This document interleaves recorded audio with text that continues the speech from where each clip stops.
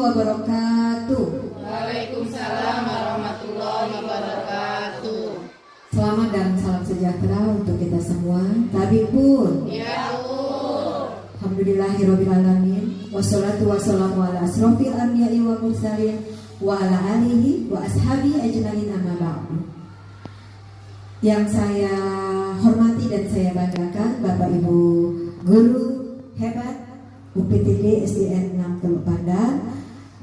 Pertama-tama marilah kita selalu panjatkan puji syukur kehadirat Allah Subhanahu wa taala karena dengan limpahan rahmat dan karunia-Nya hingga pada kesempatan pagi hari ini kita dapat berkumpul di ruangan ini.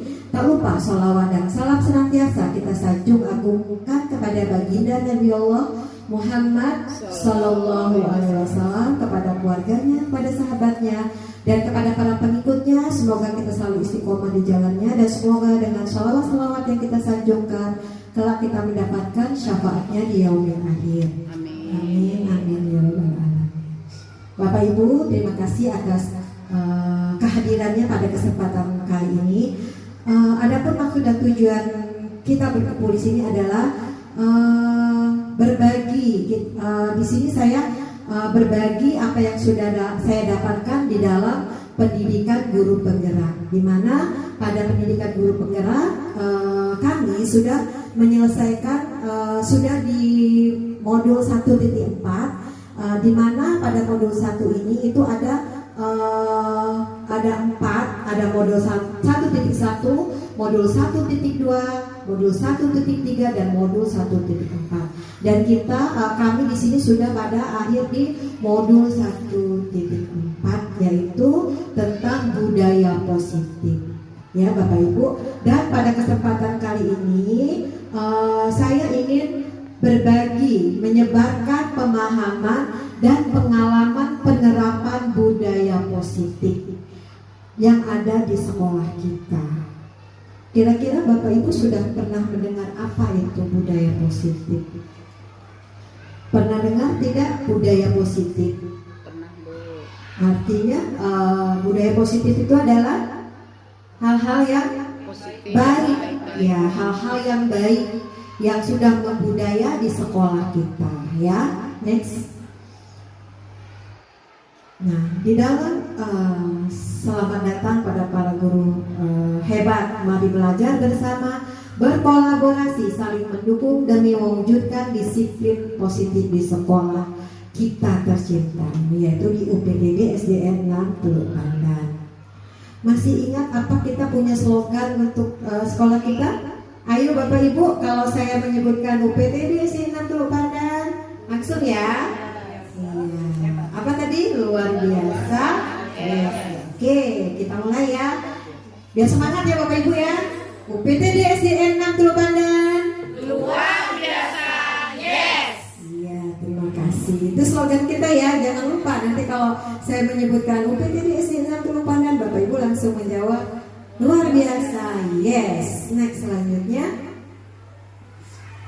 Nah, adapun yang akan kita pelajari di sini adalah mengenai budaya positif, yaitu konsep utama yang ada di dalam modul budaya positif. Itu ada, Bapak Ibu bisa lihat di depan ini di layar kita, ada perubahan paradigma belajar, kemudian yang kedua ada disiplin positif, ketiga ada kebutuhan dasar manusia, keempat ada posisi kontrol guru, kelima ada keyakinan kelas, dan keenam ada segitiga restitusi. Nah, ini adalah konsep-konsep yang akan kita pelajari bersama supaya Bapak Ibu juga tahu. Jadi jangan saya aja yang tahu, jadi Bapak Ibu juga harus tahu, karena Bapak Ibu kan yang langsung bersinggungan dengan siswa kita ya. Yang pertama itu tentang perubahan paradigma baru. Next, perubahan paradigma baru. Nah, di sini dirancang dengan paradigma baru ya. Artinya dirancangkan berdasarkan prinsip pembelajaran yang berdiferensiasi sehingga setiap siswa belajar sesuai dengan kebutuhan dari tahap perkembangannya untuk mewujudkan profil pelajar Pancasila.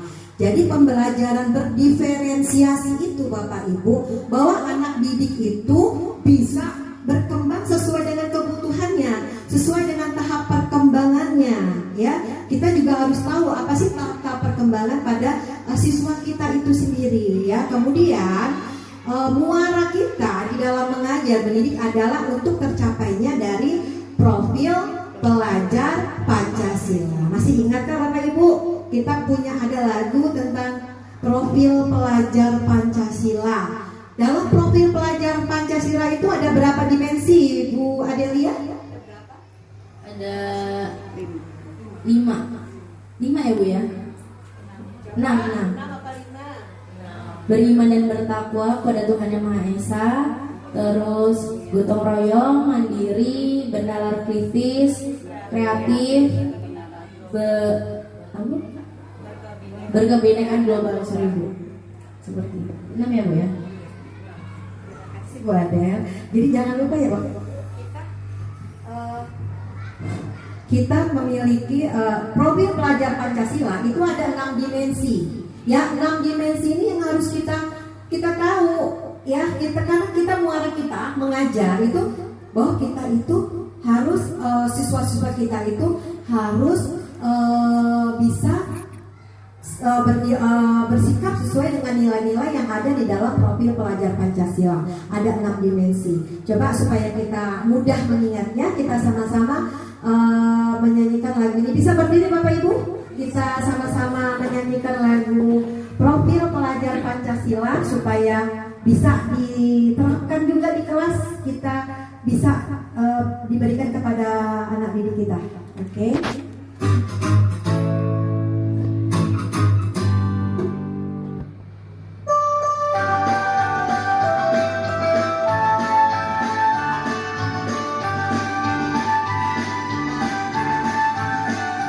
Belajar Pancasila, beriman dan bertakwa pada Tuhan Yang Esa, dan berakhlak mulia, berkebinekaan global, gotong royong mandiri, kreatif dan bernalar kritis. Belajar Pancasila, beriman dan bertakwa pada Tuhan Yang Esa, dan berakhlak mulia, berkebinekaan global, gotong royong mandiri, kreatif dan bernalar kritis.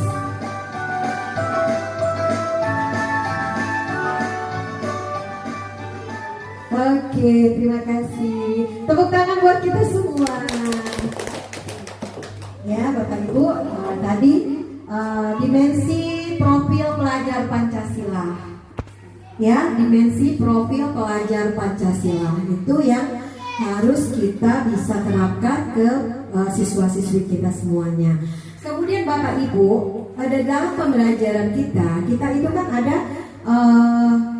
saat mungkin di masa lalu ya, bahwa pembelajaran itu masih bersifat pembelajaran konvensional. Artinya konvensional itu pembelajaran berpusat pada guru, ya, pembelajaran yang berpusat pada guru. Nah, itu model lama. Jadi kita jangan pakai lagi. Saat ini kita menggunakan pembelajaran yang berpusat kepada murid kita, kepada siswa kita, ya, dengan ini tadi, dengan pembelajaran menggunakan prinsip diferensiasi seperti itu Bapak Ibu ya. Jadi pembelajaran yang berpusat pada murid itu pembelajaran yang seperti apa? Bisa tolong bantu saya jawab. Pembelajaran yang berpusat pada murid itu pembelajaran yang seperti apa? Siapa yang bisa membantunya? Wadah? Izin. Jadi ini pembelajaran yang berpusat pada murid atau siswa, yaitu pembelajaran yang aktif, di mana siswa dapat memecahkan masalahnya, selanjutnya dapat menjawab pertanyaan, dapat berdiskusi dengan baik dan menjelaskan hasil diskusinya di dalam kelas dengan baik. Kurang dan lebih seperti itu. Ada, terima kasih. Mungkin ada yang menambahkan? Pembelajaran yang berpusat kepada murid, mungkin ada yang mau menambahkan? Ya, Bu Diah Nurpita, silakan. Menambahkan hari itu ada dalam pembelajaran yang berpusat pada murid, guru hanya berperan sebagai fasilitator saja, Bu. Terima kasih. Iya, terima kasih. Terima kasih Bu Diah sudah melengkapi ya. Jadi peran guru di sini yang pembelajaran berpusat kepada murid atau kepada siswa, guru hanya sebagai fasilitator. Artinya apa itu fasilitator? Hanya menuntun. Jadi tidak, kalau yang pembelajaran konvensional yang lama itu kan kita ini menjelaskan materi ya, setiap hari dijelaskan materi apa, menggunakan metode ceramah. Itu pembelajarannya berpusat pada guru. Nah sekarang dengan paradigma baru, kita ini pembelajaran harus berpusat pada murid. Itu sesuai dengan apa yang disampaikan oleh Bapak Pendidikan kita, yaitu Ki Hajar Dewantoro. Ki Hajar Dewantoro, Bapak Pendidikan itu mengatakan filosofi pendidikan itu bahwa anak itu, kita sebagai pendidik ini hanya berperan sebagai penuntun. Anak adalah seperti kita, guru ini hanya sebagai ibaratnya seperti petani atau tukang kebun ya, yang bagaimana supaya benih-benih yang ada, yaitu siswa-siswa kita itu dapat tumbuh dengan baik, dapat tumbuh sesuai dengan kodratnya, yaitu kodrat alam dan kodrat zaman. Artinya kita harus bisa menyesuaikan, jangan kita ini tertinggal. Artinya kodrat alam itu bahwa masyarakat atau siswa yang tinggal di daerah pegunungan itu kan berbeda dengan siswa yang ada di daerah pantai gitu kan, seperti itu. Kemudian kodrat zaman sekarang kan sudah IT ya, jadi sebagai guru kita harus menguasai IT, jangan sampai ketinggalan dalam arti hal kita ini sekarang sudah generasi Gen Z ya, jadi jangan sampai kita, walaupun kita udah generasi yang lalu, kita harus mengikuti perkembangan zaman. Karena itu memang tugas kita sebagai pendidik menuntun anak sesuai dengan kodratnya. Jadi kita harus mengikuti kodrat anak tersebut. Seperti itu Bapak Ibu ya. Next kita lanjutkan. Nah, yang kedua yaitu mengenai disiplin positif. Kira-kira kalau saya bicara disiplin itu apa yang ada di benak Bapak Ibu kira-kira tentang disiplin? Apa sih disiplin itu? Kira-kira siapa yang bisa menjelaskan atau bisa membantu saya memberikan jawaban?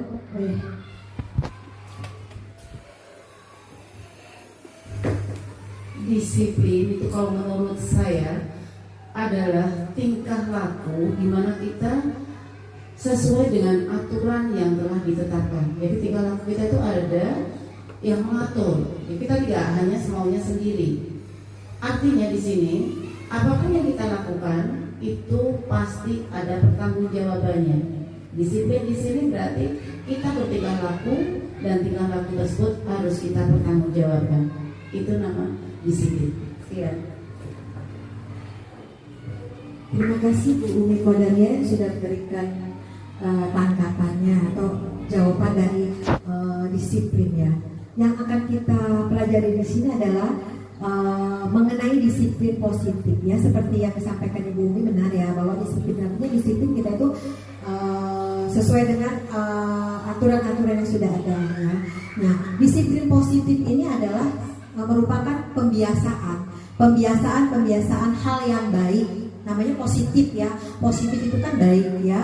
Hal-hal yang baik mencakup ada sikap atau perilaku maupun tutur kata oleh seluruh warga sekolah, terutama bagi murid agar dapat berkembang menjadi pribadi yang kritis, mandiri dan bertanggung jawab. Di sini Bapak Ibu, disiplin positif ini bukan hanya untuk siswa, tetapi kita sebagai gurunya juga, seluruh warga sekolah. Yang namanya warga sekolah itu kan ada guru, kemudian ada kepala sekolah, ada apa lagi Ibu?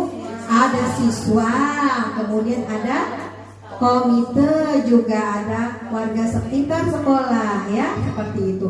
Jadi seluruh warga sekolah ini harus tahu disiplin positif yang ada di sekolah kita. Karena apa disiplin positif tadi itu pembiasaan sikap, perilaku, tutur kata itu ya. Nah, sebagai pendidik tujuan kita adalah menciptakan peserta didik yang memiliki disiplin diri, sehingga mereka berperilaku mengacu kepada nilai-nilai kebajikan universal dan memiliki motivasi dalam diri menuju perubahan perilaku ke arah yang lebih baik. Jadi tujuan kita yang seperti tadi saya ungkapkan tadi, bahwa kita ini menuntun sebagai fasilitator. Artinya kalau kita mau menerapkan disiplin positif kepada siswa kita harus lebih dulu memberikan contoh disiplin yang positif, ya. Artinya kebiasaan-kebiasaan baik yang sudah kita terapkan banyak di sekolah ini ya, misalkan kita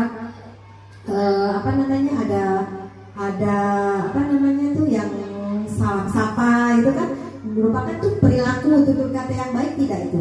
Nah itu kan kemudian ada kita lakukan di sekolah kita juga itu perilakunya kita ada sholat duha berjamaah seperti itu Bapak Ibu ya. Next lanjutnya. Nah itu mengenai disiplin positif. Kemudian kita yang ketiga dilanjutkan dengan kebutuhan dasar manusia. Kebutuhan dasar manusia artinya kebutuhan yang kita miliki. Kita sebagai manusia itu memiliki kebutuhan dasar ya. Kebutuhan dasar manusia merupakan sesuatu yang dilakukan untuk mendapatkan apa yang kita inginkan. Ya, kita ingin mendapatkan apa yang kita inginkan, seperti kita Bapak Ibu guru di sini kan bertugas sebagai guru yang PNS ataupun tenaga honorer di sini ataupun P3K sama saja. Itu kan kita mempunyai kebutuhan dasar, kita punya tujuan bahwa memang ini tugas kita. Kemudian kita kan akan memperoleh imbalan dari apa yang sudah kita lakukan ya.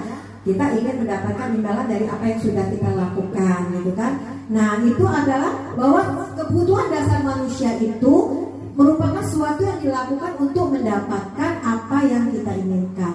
Seluruh tindakan memiliki tujuan dan semua usaha terbaik yang dilakukan agar kebutuhan manusia dapat terpenuhi dengan baik. Nah, kebutuhan dasar manusia itu ada 5. Di sini ada 5 kebutuhan dasar manusia. Yang pertama adalah, bisa sepatu saya dulu ya. Baik, kebutuhan dasar manusia yang pertama adalah bertahan hidup. Yang kedua, kasih sayang dan rasa diterima.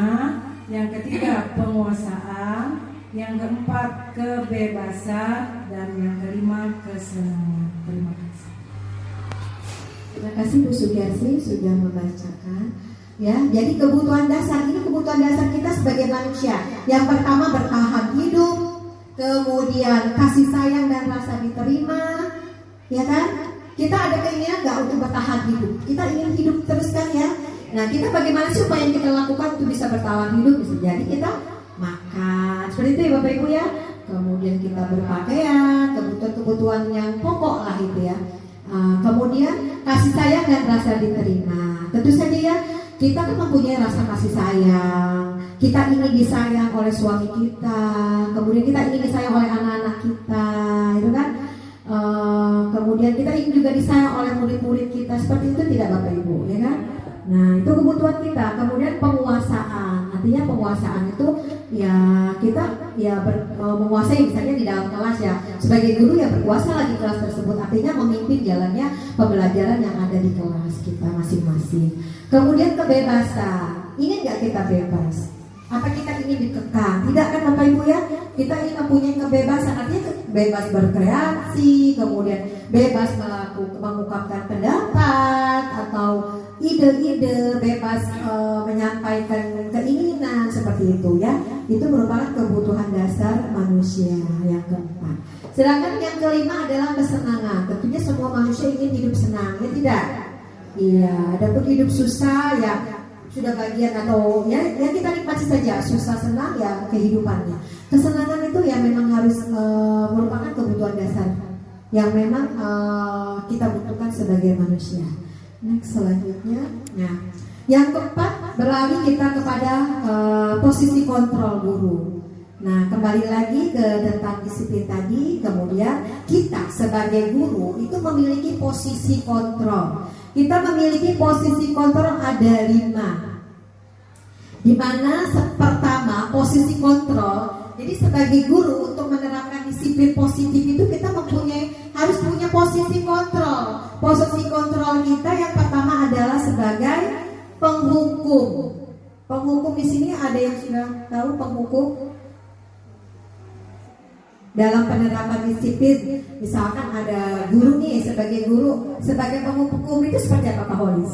Bisa berikan contoh?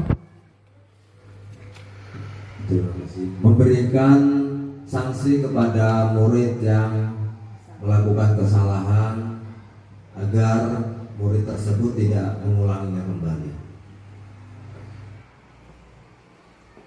Terima kasih Pak Holis ya. Betul sekali Bapak Ibu ya. Jadi posisi kontrol di sini, guru sebagai penghukum itu memberikan hukuman kepada siswa yang sudah melakukan kesalahan. Itu kira-kira kita ada di posisi ini tidak? Penghukum. Ya, nanti kita setelah ini kita jadi tahu bagaimana sih posisi kita yang sebaiknya gitu ya. Penghukum. Kemudian yang kedua adalah membuat merasa bersalah. Membuat merasa bersalah itu artinya yang membuat kesalahan itu merasa sangat bersalah sekali. Ya, misalkan kita punya murid nih, contoh ya, murid itu saat pembelajaran itu dia malah tiduran. Ada tidak kita temui murid yang ada di kelas tiduran ya? Kemudian bu gurunya bilang begini kepada murid tersebut, misalnya Doni ya, Doni kenapa kamu tiduran? Kamu tidak kasihan dengan ibu? Ibu sudah menjelaskan materi pelajaran, kamu malah tiduran. Nah itu posisi kontrol di mana guru sebagai pembuat merasa bersalah. Otomatis kan si Doni tadi itu merasa bersalah, oh iya saya sudah melakukan kesalahan. Tetapi di situ tidak menimbulkan efek jera untuk si siswa tersebut. Ya mungkin dia lain waktu pasti akan melakukan kesalahan tersebut. Nah itu posisi guru sebagai pembuat merasa bersalah. Kemudian yang ketiga adalah posisi guru sebagai teman. Kira-kira sebagai teman ini bagaimana nih? Jika ada guru yang melakukan kesalahan sebagai teman, Murina? Ya, coba untuk menjawab posisi kontrol masalah guru teman. Teman di guru sih posisinya Bu ya. Nah, di sesama teman, sesama guru, kita saling keterbukaan tentang masalah murid. Kalau memang ada permasalahan dalam kelas, boleh next kita bertanya dengan teman solusinya bagaimana. Kalau dalam kelas itu ada permasalahan gitu Bu, kita sih. Terima kasih. Mungkin ada yang mau menambahkan posisi kita sebagai guru terhadap anak. Kemudian kita itu memposisikan diri kita sebagai teman ke siswa tersebut. Ya. Terima kasih. Saya ingin menambahkan sedikit pendapat dari Bu Rina. Posisi guru sebagai teman terhadap siswa.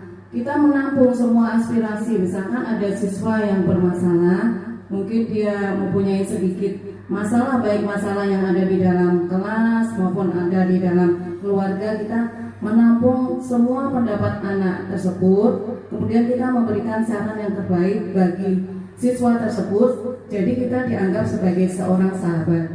Mungkin hanya itu Ibu. Baik, terima kasih Bu Dia Purwanirem yang sudah menyampaikan pendapatnya mengenai posisi kontrol guru sebagai teman. Seperti itu Bapak Ibu ya. Jadi kita memposisikan diri kita sebagai teman. Jadi ya kita ajak ngobrol si anak tersebut ya kan, kalau dia melakukan kesalahan gitu kan. Nah kemudian yang ketiga, yang keempat adalah sebagai pemantau. Artinya kita memantau ya siswa tersebut, kita pantau. Misalkan dia sudah misalkan begini kata-kata yang dapat digunakan untuk sebagai posisi pemantau. Misalkan Dani, kamu sudah mengerjakan tugas, sudah Bu misalkan ya. Kemudian baiklah kalau memang kamu sudah mengerjakan tugas, nanti bapak atau ibu lihat hasilnya, saya tunggu seperti itu. Nah itu sebagai pemantauan. Ini kita memantau benar nggak sih dia ini sudah mengerjakan tugas. Itu posisi guru sebagai pemantau. Nah posisi yang paling akhir adalah yang kelima adalah sebagai manajer. Dimana sebagai manajer ini kita sebagai manajer artinya kalau ada murid kita yang melakukan kesalahan, kita tidak boleh langsung mengejas gitu kan, atau langsung memberikan hukuman. Kamu misalkan datang terlambat nih, misalkan ada si Susi misalnya datang terlambat, nah, kemudian Pak Holi sebagai guru olahraga langsung memberikan hukuman, kamu lari di lapangan misalnya 2 kali keliling lapangan. Itu boleh, baik tidak seperti itu? Memberikan hukuman seperti itu baik atau tidak? Kita langsung berikan hukuman kepada anak tersebut yang datang terlambat keliling lapangan. Tidak ya, tidak baik seperti itu. Artinya jangan kita lakukan. Itu sebagai posisi kontrol kita sebagai penghukum. Kita harus memposisikan diri kita sebagai manajer di sini. Ya, jadi jangan menghukum, jangan pula membuat merasa bersalah, jangan juga sebagai teman, karena itu tidak akan menimbulkan efek jerah. Dan jangan juga hanya sebagai pemantau. Ya, jadi kita bisa kolaborasikan ke semuanya di posisi kita sebagai manajer di sini. Jadi jika ada siswa kita yang melakukan kesalahan, kita tanya baik-baik dulu, gitu kan? Kita stabilkan, misalnya dia berantem gitu kan, misalkan Pak Olis ya, siswa kita dia berantem nih di lapangan sedang pelajaran olahraga. Kemudian kalau kita ujuk-ujuk langsung marahin mereka, itu kan mereka tidak akan, kita kan tidak tahu apa duduk permasalahannya, ya kan? Kita tanyakan dulu, kita stabilkan identitas dulu, nanti ada seperti itu. Kemudian kita tanyakan keyakinan kelas dan sebagainya. Next, selanjutnya kita kepada keyakinan kelas seperti ini. Nah, Bapak Ibu, keyakinan kelas ini merupakan kesepakatan kelas yang diyakini bersama guru dan murid dengan harapan dapat meningkatkan kedisiplinan murid. Nah, jadi saya mengharapkan nanti di tahun ajaran baru, Bapak Ibu di kelasnya tolong dibuat kesepakatan kelas. Kesepakatan kelas itu misalkan sebelum di kelas itu ya Bapak Ibu ya, sebelum kita memulai pelajaran kita berdoa terlebih dahulu. Itu kesepakatan kelas. Kemudian tidak boleh datang terlambat. Nah seperti itu. Kemudian apalagi kira-kira kesepakatan kelas? Ya, tidak membuang sampah di laci atau membuang sampah sembarangan atau membuang sampah pada tempatnya. Kira-kira yang lain ada lagi? Tidak boleh makan dalam kelas. Iya, tidak boleh makan dalam kelas. Apalagi itu kesepakatan yang positif? Ya, membawa buku sesuai dengan pelajarannya. Nah, hal-hal positif itu nanti saya minta tolong kepada ibu-ibu semua sebelum kan ajaran baru nih, nanti megang kelas yang baru kan, kemudian muridnya juga baru kan Bapak Ibu, nanti dibuat kesepakatan seperti itu. Kalau bisa dibuat tempel di dinding, itu keyakinan kelas kita. Artinya kesepakatan kelas itu berupa keyakinan kelas bahwa nggak boleh melanggar ini loh yang kesepakatan kita sudah. Jadi kita ini mengajak si siswa itu berdiskusi. Biasanya kan kita diskusi musyawarah, siapa ketua kelas gitu kan ya, siapa yang mau jadi bendahara atau sekretaris. Biasanya kan di kelas seperti itu ya Bapak Ibu ya.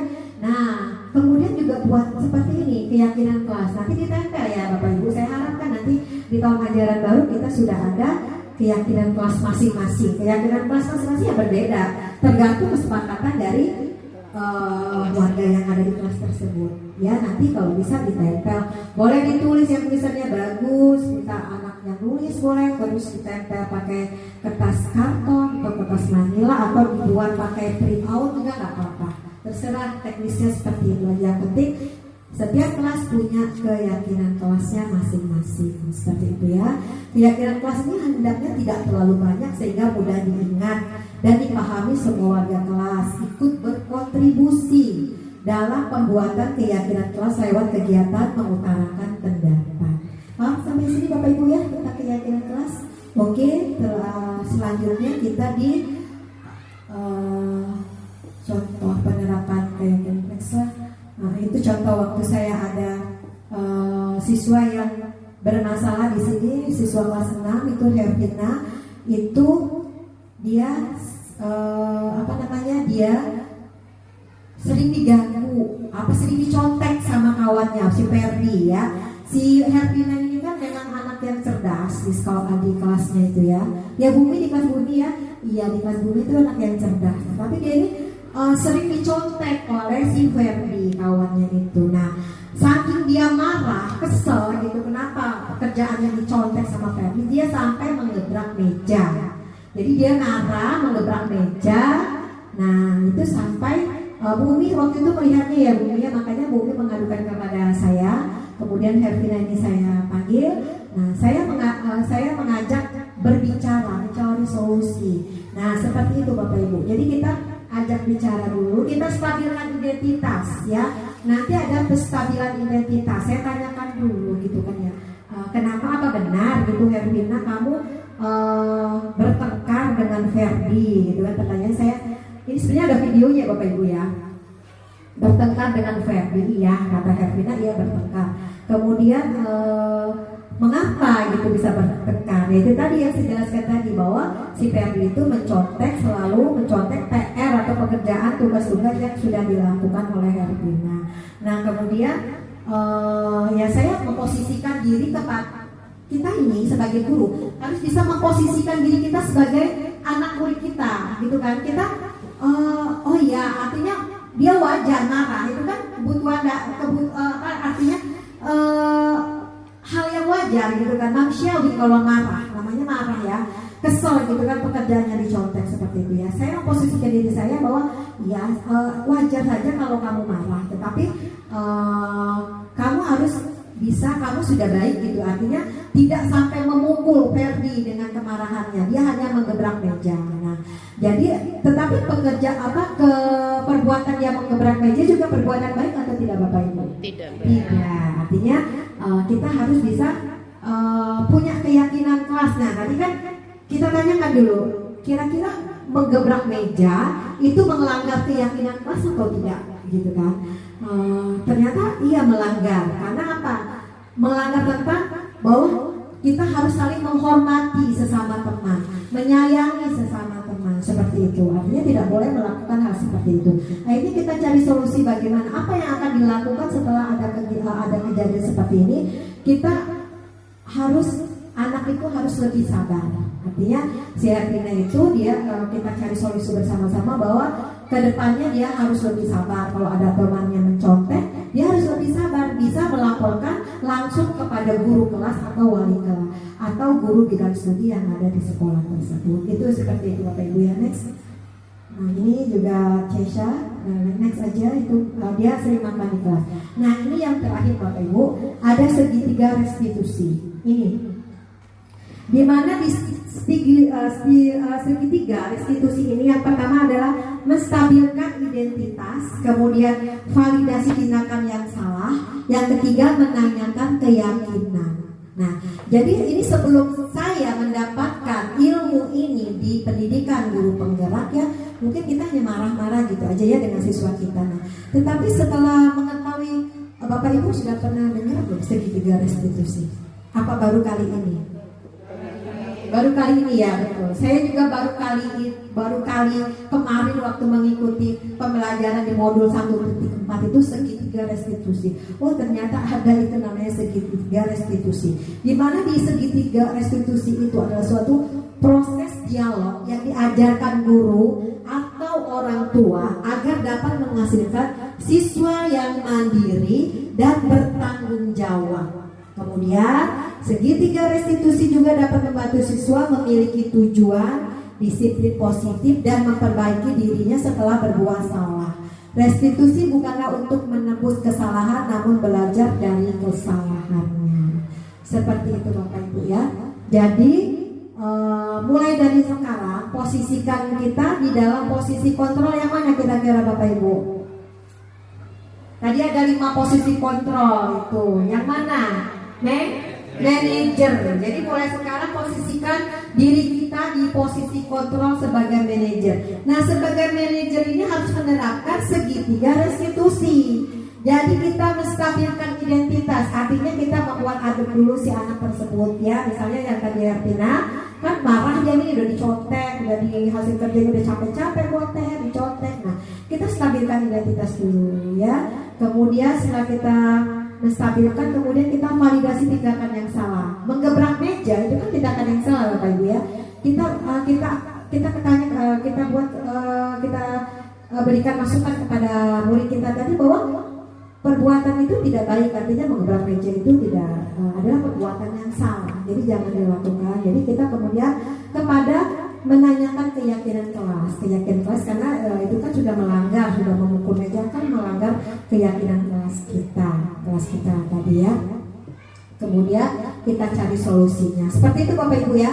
Jadi nanti saya harapkan kita sudah tidak ada lagi posisi di pada yang penghukum gitu kan. Mungkin kalau memang ya kita mungkin bisa dikolaborasikan saja ya sebagai manajer. Yang utama itu sebagai manajer, karena memang anak itu kan kita harus mendidik mereka sesuai dengan kodrat alam dan kodrat zamannya. Kita hanya sebagai menuntun, menebalkan garis-garis yang masih samar. Semua anak itu tidak ada yang bodoh, semua pintar, semua memiliki bakat keunikannya masing-masing. Kita sebagai guru hanya menebalkan ya yang sudah ada di lingkungan orang tuanya, mungkin sudah diberikan pengajaran apa, kita hanya menebalkan tentu saja hal-hal yang baik, hal-hal yang positif. Itu tugas kita sebagai seorang pendidik. Seperti itu Bapak Ibu ya. Jadi saya harapkan posisikan diri kita sebagai guru pada posisi manajer ya.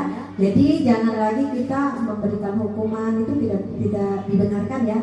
Tidak boleh kita memberikan hukuman misalkan lari atau hal-hal yang tidak membangun gitu kan. Hal-hal yang membahayakan itu tidak boleh dilakukan. Kemudian juga kita tidak boleh sebenarnya memberikan imbalan, misalkan anak-anak kalau kalian mengerjakan tugas ini ibu akan berikan bintang misalnya seperti itu ya. Sebenarnya ada ya di sekolah kita memberikan bintang seperti itu. Karena apa? Itu tidak akan lama waktunya. Itu hanya sesaat. Jadi mungkin kalau dia sudahlah males dapat bintang, dia tidak akan melakukan mengerjakan tugas-tugasnya lagi. Jadi kalau bisa kita harus merubah intrinsiknya dari dalam diri dia sendiri, bahwa siswa kita itu harus belajar, dalam diri anak murid kita harus tanamkan bahwa saya harus belajar, saya harus pintar. Dan seperti itu ditanamkan di dalam diri mereka bahwa kalau ada tugas, kalau anak ingin pintar ya harus belajar gitu kan. Belajar apa yang disampaikan bu guru atau bapak guru itu harus diikuti seperti itu ya. Kira-kira itu saja yang dapat saya sampaikan Bapak Ibu mengenai budaya positif yang memang harus kita terapkan di sekolah tercinta ini ya. Kita mengharapkan kita ada kesepakatan bahwa tujuan kita adalah supaya anak didik kita memiliki nilai-nilai yang ada di dalam dimensi profil pelajar Pancasila. Oh iya, ada tambahan sedikit. Nah, ini menstabilkan identitas. Mungkin dari segitiga restitusi tadi itu ada ini kan ucapan kita, berbuat salah adalah perbuatan yang manusiawi. Ini namanya menstabilkan identitas. Kemudian Bapak Ibu juga pernah melakukan kesalahan seperti itu. Kemudian Bapak Ibu tertarik mencari siapa yang salah, tetapi ingin mencari solusi dari permasalahan ini. Kamu berhak merasa begitu. Itu menstabilkan identitas. Ini omongan bu gurunya ini ya, guru kita sebagai guru pendidik itu yang kita tentang menstabilkan identitas itu seperti ini contohnya. Bisa yang lain mungkin ya. Kemudian ada validasi ya, Bu Bisita. Ada validasi tindakan yang salah. Coba Bu Eka bisa dibacakan Bu Eka tolong. Baik, validasi tindakan yang salah. Kamu pasti mempunyai alasan mengapa kamu melakukan hal itu. Kemudian kamu patut bangga pada dirimu pada dirimu sendiri karena kamu telah melindungi sesuatu yang penting buatmu. Terima kasih Bu Eka ya.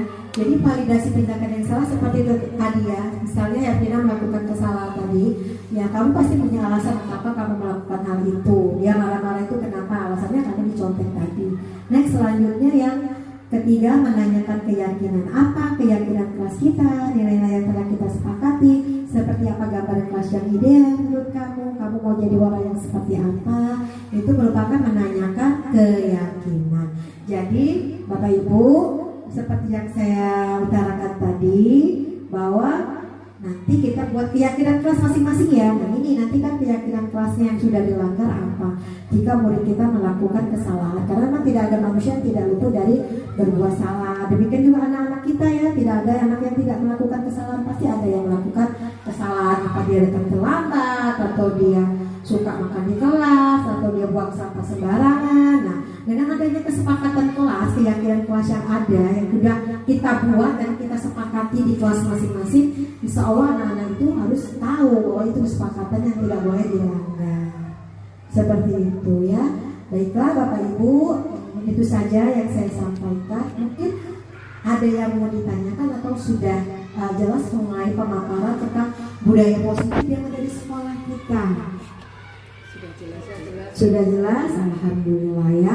Demikian saja dari saya. Terima kasih atas waktu yang sudah diberikan, juga terima kasih atas partisipasinya pada kesempatan pagi hari ini. Lebih dan kurang saya mohon maaf.